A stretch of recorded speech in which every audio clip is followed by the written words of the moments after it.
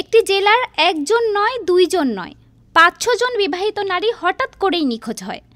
পুলিশও নেমে পড়ে রহস্য উদ্ঘাটনে, কিন্তু তদন্তে পুলিশ যা পেয়েছে রীতিমতো চক্ষু চড়ক গাছ অবস্থা।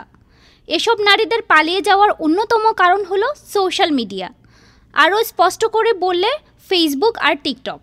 এই মাধ্যমগুলোতেই পরকীয়ায় জড়িয়েছিলেন তারা। ঘটনাটি ঘটেছে ভারতের পশ্চিমবঙ্গের উত্তর ২৪ পরগনা জেলার বারাসাত মহকুমায়। ভারতীয় পুলিশ সূত্রে জানা যায়, গত ৫ মাসে এই এলাকার ৫০০ জন বিবাহিত নারী নিখোঁজ হয়েছেন।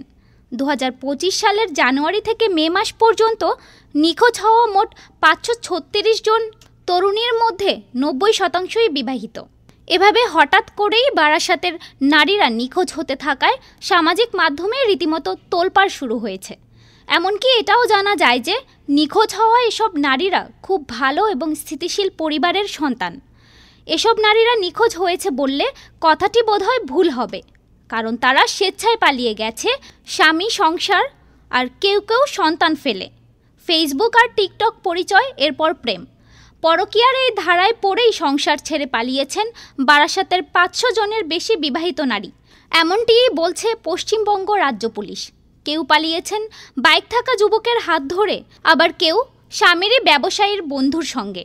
পরিস্থিতি এতটাই বাজে যে বারাসাত পুলিশ জেলার প্রতিটি থানাকে সতর্ক করে দিয়েছে বিবাহিত নারীদের এভাবে পালিয়ে যাওয়ার বিষয়টি নিয়ে।